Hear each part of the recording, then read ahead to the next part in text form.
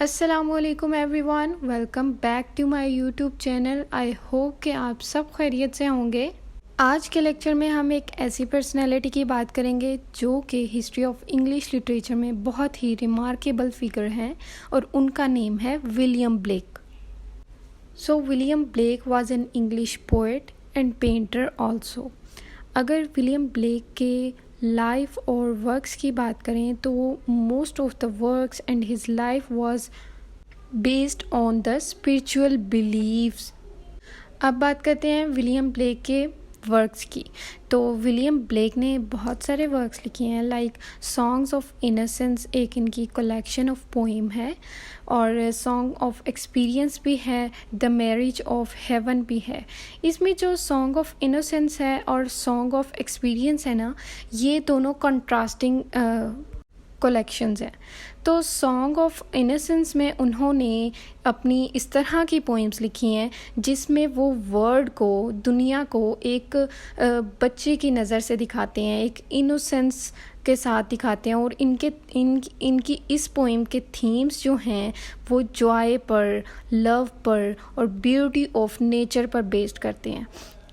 और song of innocence के जो पोइम्स हैं उनमें उन्होंने इंसान की अच्छाई, जो एक ह्यूमन बीइंग के अंदर गुडनेस होती है, उसके बारे में लिखा है। जबकि हम अगर सॉन्ग ऑफ एक्सपीरियंस की बात करें तो उसमें उन्होंने डार्क एस्पेक्ट्स ऑफ लाइफ के बारे में बताया, लाइक इनजस्टिस के बारे में बताया है उन्होंने, पॉवर्टी जो ऑपरेशन होता है और लॉस ऑफ इनोसेंस होती है ना, उसके बारे में उन्होंने बताया है। So in today's video we are going to read the most famous poem of William Blake, which is named as Divine Image, and this divine image is the part of his collection Songs of Innocence। अच्छा, तो अगर हम इसका थोड़ा सा overview ले लें इस पोएम का, तो इस पोएम में ब्लेक ने गॉड की नेचर की बात की है और इस तरह की क्वालिटीज़ की बात की है जो कि अगर एक ह्यूमन बीइंग में वो क्वालिटीज़ पाई जाती हैं तो वो किसको रिफ़्लेक्ट करती हैं? डिविनिटी को रिफ़्लेक्ट करती हैं, होलीनेस को रिफ़्लेक्ट करती हैं। तो वो कौन सी ऐसी क्वालिटीज़ हैं? वो हैं mercy, pity, peace and love. और टाइटल भी हमें यही शो कर रहा है कि इस पोइम में कुछ इस तरह की बात होगी, ऐसी क्वालिटीज़ की बात होगी, ऐसे एट्रीब्यूट्स की बात होगी जो डिवाइन लाइक होंगी, जो होलीनेस को प्रेजेंट करेंगी। तो चलें स्टार्ट करते हैं अपनी poem. To mercy, pity, peace and love all pray in their distress, and to these virtues of delight return their thankfulness. So first line में ही पोइट ने बात की है mercy, pity, peace and love जो हैं, पोइट यहाँ कह रहे हैं कि इनको कंसीडर किया जाता है कि ये डिवाइन क्वालिटीज़ हैं, और ये तो वो क्वालिटीज़ हैं जो कि एक मेहरबान खुदा की होती हैं, ठीक है। All pray in their distress and to these virtues of delight return their thankfulness.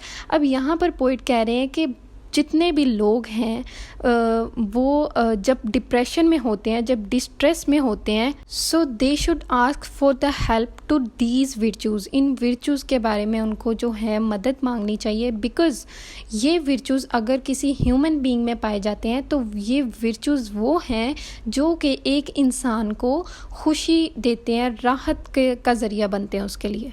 और अगर ये वर्च्यूज़ किसी इंसान में पाए जाते हैं तो उसको, उस इंसान को थैंकफुल होना चाहिए for the presence of these virtues. अच्छा, अब नेक्स्ट लाइन्स में पोएट क्या कहते हैं? For mercy, pity, peace and love is God our father dear. तो ये जो चार एट्रीब्यूट्स हैं ये रिफ्लेक्ट करती हैं towards caring and loving God like a father. और पोइट बार बार ये इनकी रिपीटेशन कर रहा है इन वर्ड्स की, तो वो इनकी सिग्निफिकेंस को बताना चाह रहे हैं कि कितनी इम्पॉर्टेंट चीज़ें हैं। यहाँ पर अब नेक्स्ट लाइन्स में, and mercy, pity, peace and love is man his child and care. So according to the concepts of William Blake, as a child of God one should adopt these attributes, because ये attributes God के नज़दीक इतने important हैं, तो human होते हुए, एक man होते हुए हमें भी इन्हीं एट्रीब्यूट्स को जो है वो अडॉप्ट करना चाहिए। नेक्स्ट लाइन्स में, For mercy has a human heart, pity a human face, and love the human form divine, and peace the human dress. इस स्टैंजा में पोइट ने पर्सोनिफिकेशन की टेक्निक यूज़ की है। पर्सोनिफिकेशन क्या होता है कि हम किसी भी ऑब्जेक्ट को हम ह्यूमन लाइक क्वालिटीज़ और उस क्वालिटीज़ दे दें और इमोशंस वगैरह दे दें, ठीक है।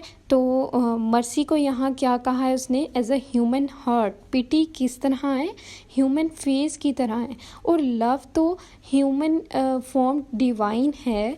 और पीस इस तरह है जैसे एक ह्यूमन का ड्रेस होता है।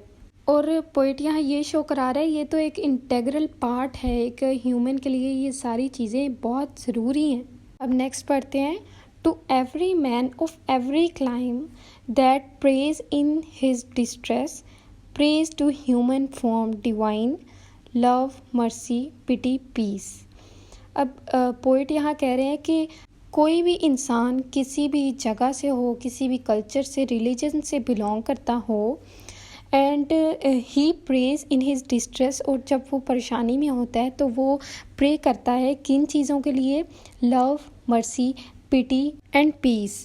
And all must love the human form in heathen, Turk or Jew, where mercy, love and pity dwell, their God is dwelling too.